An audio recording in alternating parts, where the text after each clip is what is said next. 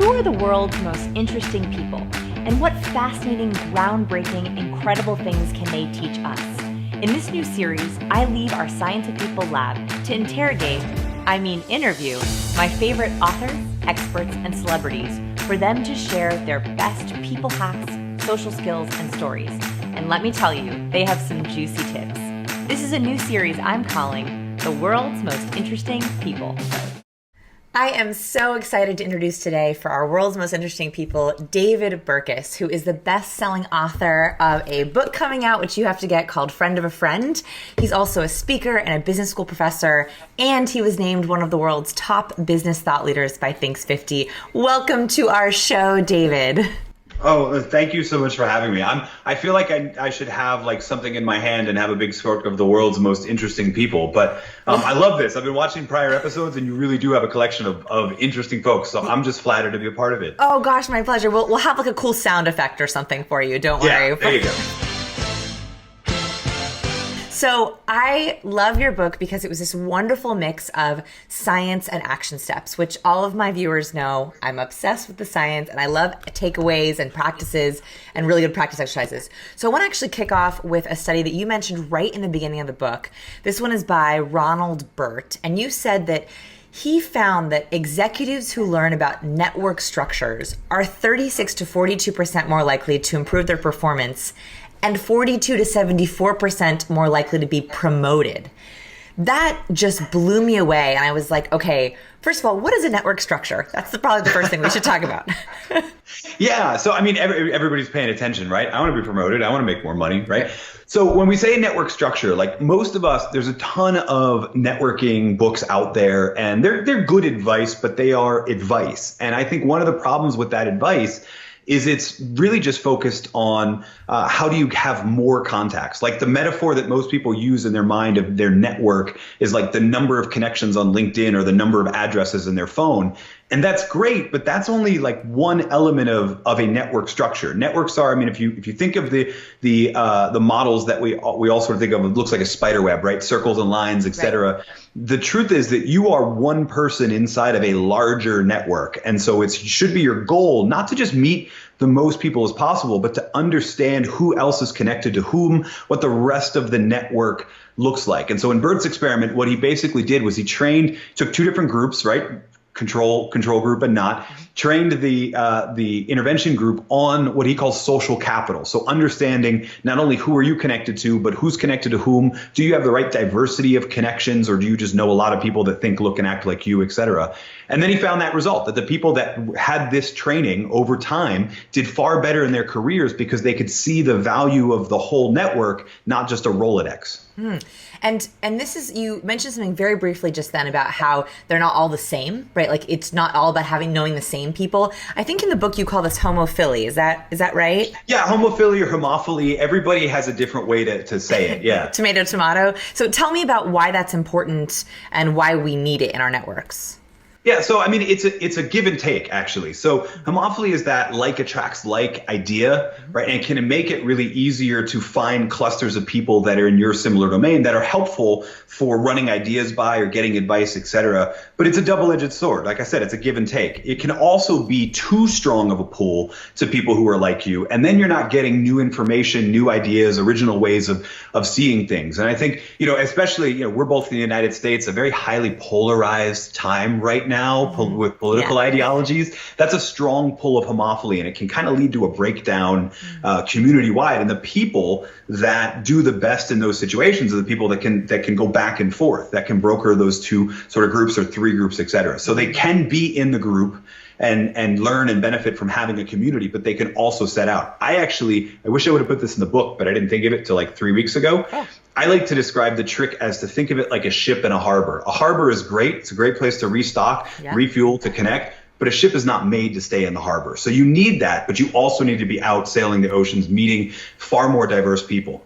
Okay, so let's take that metaphor, because I think this perfectly ties into another area of the book, which is about being a broker. And I love this idea. So you mentioned be a broker to fill structural holes. And I think that this perfectly fits with your ship metaphor. What is a broker in terms of a network, and what is a structural hole? Yeah, no, so it's not just have a bunch of real estate agents that work for you, although that's not a bad strategy. Yeah. Being a broker really, it refers to, so we have this pull of homophily, we have these groups that sort of cluster because like attracts like. What that does is it creates what Ronald Burt called a structural hole, which is the gap between these two communities that should be filled by one or two people or more, but isn't because like is attracting like too much. And so it's those brokers, those people that span the gap like a bridge over a river, right? It's those people that connect these two communities. And Burt actually has one of my favorite quotes in the whole book. It says the people that are brokers that span structural holes are at the highest risk of having good ideas. Right, because they're seeing information from multiple different communities because they can play in multiple different communities. The people that are stuck in their community and have too strong a pull of homophily, they all look alike, think alike, act alike. There's not a lot of new thinking in there. So I'd love to turn this into an action step. So I try to always get 3 action steps.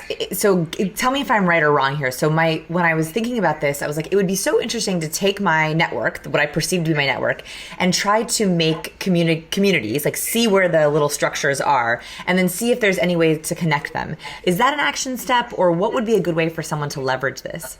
No, so that's exactly right. If you have a sense of awareness of what your communities are and then whether or not they're connected by other people, then that's awesome. I encourage people to start a little bit sooner and really just audit your network and see, are you a broker or are you not? And so it's really about looking at the communities that you're in and also probably the 10 to 15 people you interact with most. How many of them all know each other and how many of them don't? If the closest people, the closest, say, dozen people you are to, if they all know each other, then you're probably smack dab in the middle of a cluster, not being a structural whole. So then you start to need to go out and say, okay, I'm going to make it a goal to connect these two communities. Okay. If most of your closest dozen or so don't already know each other, then you are a structural whole. Just keep up the great work. Okay.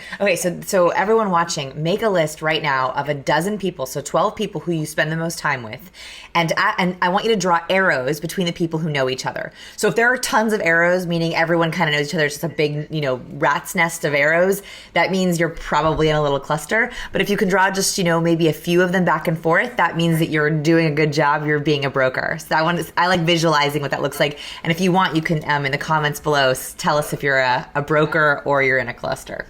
I also loved you shared an interesting study, also by Ronald Burt. I feel like we have an academic crush. I loved all of his studies. You quoted other people in the book, but I feel like I have an academic crush on him. So, surveyed 673 managers at a supply chain company, and he asked each of the managers a number of questions. But one of them was, from your perspective, what is the one thing that you would change to improve the company's supply chain management?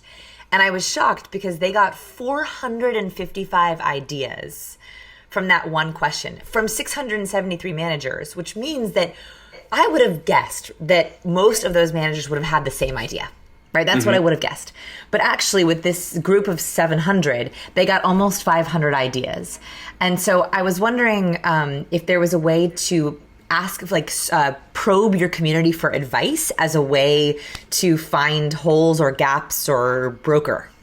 Yeah, so I mean, the trick is whether or not your community is all bringing back the same answer. Now, in that study and in a lot of situations, a lot of times there is only one or two, there's almost unanimous agreement on what the problem is. But the solution, if you've got a diverse network, if you're being a broker, et cetera, you're going to get lots of different potential solutions to lots of different things. If everybody's also offering the same solution, then it's a little bit of a big it's not even a red flag, it's like a red banner that, hey, your network is probably not as diverse as it needs to be, et cetera. So I love that idea of, survey your community with, you could even ask a simple question like, hey, I'm just trying to figure out how to do, X. Like, I'm trying to figure out how to fix something on my phone even. And if everybody says, well, you need to update iOS 11, then everyone's an Apple user. And while I think that means they have a great phone, it also means that they're probably not as diverse. Now, that's a really rudimentary example, but I wouldn't use it. But it gives you an idea of what you're looking for. It's not a question of is there unanimous agreement on the problem? You really want to look at diversity of solutions as an indicator of diversity in thinking. So I like this. This is, I think, a great action step for our audiences. If you have a question, a problem, why just ask the people who you're in your life? Why not throw it out to social media? Why not post and get a kind of a poll? Facebook and Twitter allows for polls. So why not see if everyone's picking the same answer?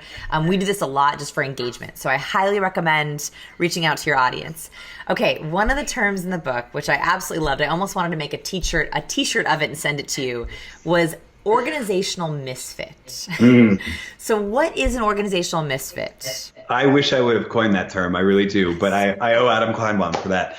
So this is a really interesting study of who moves up in an organization, who has some of the fastest promotion tracks, the shortest career tracks, I guess we could say, gets promoted the most often, makes the most money, et cetera. Now, what we expect is that it's the people that sort of play the political game and know how to work up the career ladder, et cetera. But interestingly enough, in this study, what we found is that the people who get promoted the most often are actually the ones that are sort of zigzagging across different legs of the org chart, that are playing around with lots of different silos. Now, if you've listened to this whole thing, you already know why that's not surprising, right? Because of the structural holes thing and all of that.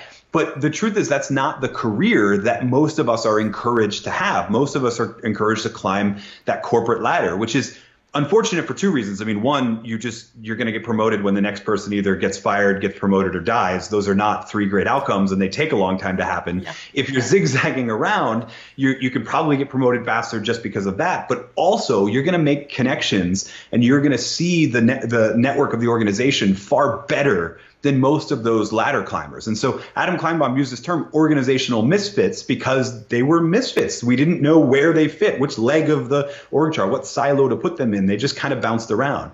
The thing I think is ironic is that a lot of large organizations actually know this. And so they have those sort of high performance plans that once somebody's climbed 10 years up the ladder, then they forcibly start rotating them around. I'm giving you permission not to wait for your company to pick you. Start being an organizational misfit. Even if you don't change your job, start deliberately going to some other little kitchenette to get your coffee so you meet other people. Go, if you have multiple different places where people have lunch, go to a different one, or even just volunteer to be on a project that isn't from your team so that you're meeting new people. I love it. Okay, so this action step is great. It's be an organizational misfit in your organization. That could be context, right? Placing yourself in unique context, as you mentioned, kitchenette, or trying different places for lunch, or using a different coffee machine. But it also could be knowledge. So it could be volunteering for a different team, learning a different skill set, joining a different kind of committee. I love it. I want shirts that say organizational misfit on them. I think it's so great. It sounds like a bad band name, right? The Organizational Misfits. Yeah. Totally. And they're all like corporate and wear suits. Do you know what I mean? Right. With like except have like crazy rock star hair, but then they wear like business casual. Yeah, totally. Exactly. We're on the same page on that. Okay, so you also talk about preferential attachment. So what is preferential attachment? I love these big fancy words and then breaking them down into something that we can digest and remember. So preferential attachment to me, it's good and bad news, right? Okay. So the bad news is that not all networks are created equally. There is not, despite what Robin Dunbar and the 150 people, et cetera, that applies to sort of keeping tabs on close relationships. But in terms of sheer number of contacts, it's not a normative distribution. It's a power law. It's an 80-20 principle. Some people really are way more connected to everyone in the network than other people. Yeah. What preferential attachment is it's sort of the gravitational pull that those super connectors have. If you're already well connected in a network, then a new person coming into the network, the odds are it's going to be more likely that you'll meet them if you're already well connected than if you're not. Right? Mm-hmm. Now, this is bad news if you're not already well connected. This is actually the explanation for why it feels like it's so hard to get traction in your networking and relationship building efforts. The good news is that if you work hard at it for a couple of years, that gravitational pull starts to take over, and eventually it gets a whole lot easier. In fact, some of the people that I profiled in the book actually have to sort of switch from trying to add new connections to pruning new connections because they have such a strong gravitational pull. Okay, so I loved your action step in this part of the book. And what's great about the book is that after each section, you have an area of the last thing that's called From Science to Practice. And so one of the things you recommend, this is one of my favorites, is that it's by the tip Jason Gaynard, who I was on Jason's podcast. He's a great guy. He hosts these Mastermind Dinners. And you recommend it's time for people to start hosting these little dinners. Can you explain what that kind of is or how you think that could work? Yeah, so it was weird to me that it was one of the most consistent threads. So Jason is a great example of it. Jason runs an awesome event that I was lucky enough to go to a couple years ago. Hopefully we'll see each other at it sometime down the road, right? Yeah. But it wasn't just Jason. So Chris Shembra, John Levy, there's our one of our mutual friends, I think is Dory Clark. There's all of these people that are organizing these dinners, and everybody does it a little bit differently. But I think the important thing is that you've got a smaller group of people. So 3 people is awkward, 15 people is but 10 to 12, okay, right? 10 to 12 people. And then one of the most effective things you can do is actually encourage them to be a part of the act of sort of making the dinner, right? So some people will do it at a restaurant and they'll sort of coordinate everything. One of my favorites is Chris Shembra's dinners, where everybody is actually taking part of the cooking. So everybody's got little tasks, et cetera, and they bond over kind of making those tasks. The truth is, I mean, this shouldn't even be a scientific principle. It should be a sort of humanities and ethnography principle. We as humans have always seemed to bond over food. Yeah. And it's really the only time that you can really slow down and have that long conversation. We're not looking for like speed dating for professional connections, which is what a lot of networking mixers are. We're looking for small community groups of people that we can kind of build. And the beautiful thing from a preferential attachment standpoint is you start doing enough of these, you become known as the center of the network, and then the gravitational pull takes over. Okay, so I want to add one little bonus action step here. And so these are for all my viewers who are like superstars. Host a dinner, 6 to 12 or 10 to 12 people. And my bonus action step is see if you can do a verbal conversational challenge. And I've done one of these before where the challenge was you cannot talk about what you do. At the end of the night, everyone had to guess. So you spent this whole evening together chatting and talking, and then at the end of the night, we'd go around and people guessed what each other did, just based on first impressions and what came up. And so I add this as if you really want to deepen the relationships and not make it just a work networking event, that really helps. And I'm actually going to use 3 of David's conversation starters. So David, one of your resources, you recommend 8 different conversation starters, and I highly recommend getting the book to get all 8. But here are my favorite 3. What's the best thing that happened to you this year? Is there a charitable cause you support? And what's the most interesting thing I should know about you? I love those 3 questions. I love them. Do you use them a lot? I use them a lot. The charity one gets a little awkward sometimes. I've found that people you have to phrase it in such a way that it's cause, not, you have to be careful that you're not saying where do you donate, et cetera, right? But just cause that you support, right? Because I think we live in an era where there's a lot of people that I changed my profile photo, that counts as support. So you can bring that out. I'm actually really surprised though, because my favorite question to ask, you didn't mention, which is a shame. My favorite question to ask is, who's your favorite superhero? Oh, because you can learn a lot about someone by who their favorite superhero is, right? Like a Superman is sort of an ideological, or a Wonder Woman. These have like sort of real superpowers. Yeah. A Batman or an Iron Man is more like a grit and perseverance, and you can kind of do it thing, right? Yeah. And then I guess if it's like the Incredible Hulk, you're just odd. But you can learn a lot about somebody by asking what superhero they resonate the most with. Oh man, wait, what's yours? Batman, totally Batman. Batman, and mine's Iron Man. So like, I think that which is the same character, just Marvel versus DC. Yeah, totally. So the reason why I didn't pick that one actually is because I like these so much that I ask a similar question, the charity one. Sometimes I will say, and this is actually a genuine curiosity I have, which is sometimes I wonder, if I had all the money in the world, would I put my money towards a bunch of different amazing causes, or would I try to fix one? And I found that theoretical exercise is interesting also, because people will talk about how they define help, and then also if they have one amazing cause. Like for example, I would try to put a lot of money towards illiteracy. That's like a cause that I'm very passionate about, but I don't talk about that very much in my public work. So that's another way you can think about that one. Do you think too, you kind of get a picture of, okay, do you just want to be known as a helpful person, or do you really want to solve the problem? Because like I'm in the same boat as you, where I would pick one and would really drill down. It would be water and working, like charity water and those organizations. Illiteracy is hugely important, but I'm sort of like the people are still dying. Yeah. But again, what we share in common is let's drill down and let's solve the one, rather than like, let's just be known as charitable people. Nothing wrong with either one, but it gives you a lot about kind of what their thinking is behind the scenes. I like that a lot. So David, you'll fix the water crisis and then I'll teach them to read. Right, exactly. Okay, good. We're on the same page. I like it. So last topic that I want to talk about is multiplexity. So what is multiplexity? How can we leverage it? Well, a multiplex is a movie theater where you see, no, I'm just kidding. So multiplexity is this really interesting network term, and really I can only define it by sort of offsetting it. So every connection you have is either a uniplex tie or a multiplex tie. And that's exactly what you think it sounds like, right? Uniplex tie is I have one context, one reason that I know this person, one connection. A multiplex tie is we have lots of different situations where we see each other, right? So uniplex is like, well, we work, he's 2 cubicles down from me. A multiplex is, well, we work together and our kids go to the same elementary school and we attend church at the same place. And I'm pretty sure I've seen him at the golf course, right? Like that's a multiplex tie. And the research shows that you build deeper relationships faster with people when you have multiplex ties. In fact, this is the reason for those questions that you were challenging for earlier, is that all of them are non-work questions. And that's what matters. If you're meeting someone in a work context, that context will take care of itself. You've got to actually do the pull to non-work context so that you can learn more about them than just what they do or where they work or dropping, titles at similarly structured companies.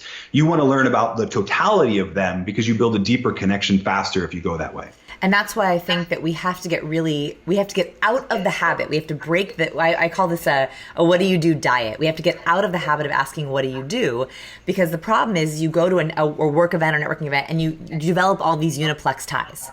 All you're talking about is what do you do. You don't learn, they're also in Rotary Club, they're a part of this golf club, and you might have these latent ties but not realize it. So is there, other than asking these kinds of questions, is there another action step you have here?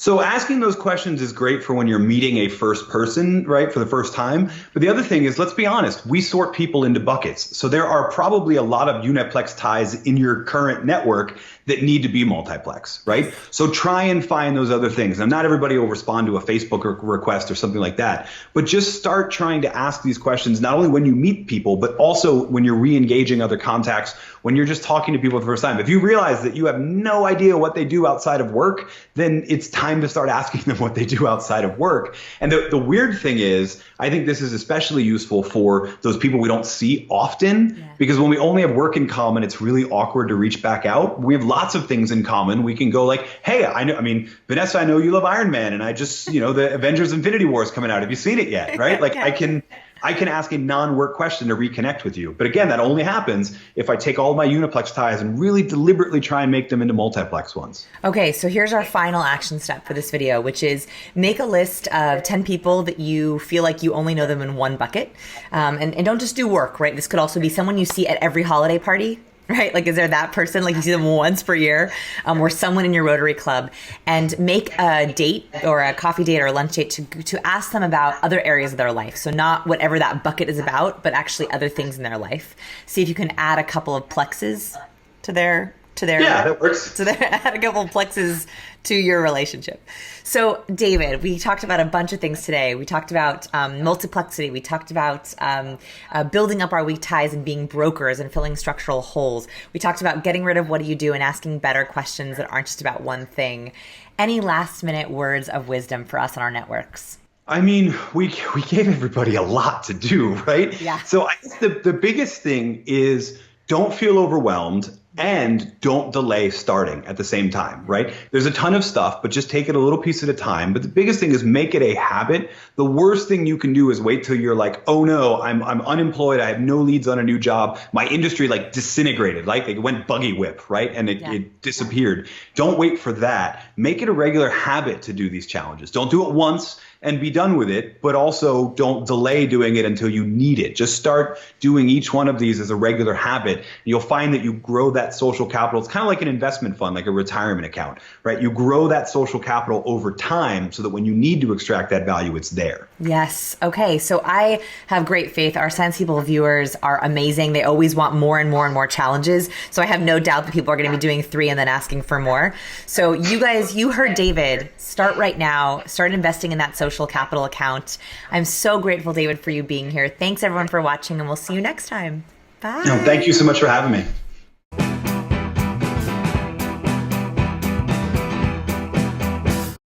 Do you like this video? Amazing coincidence, because we like you too. Would you mind giving us some love by liking this video? Thank you, thank you, thank you.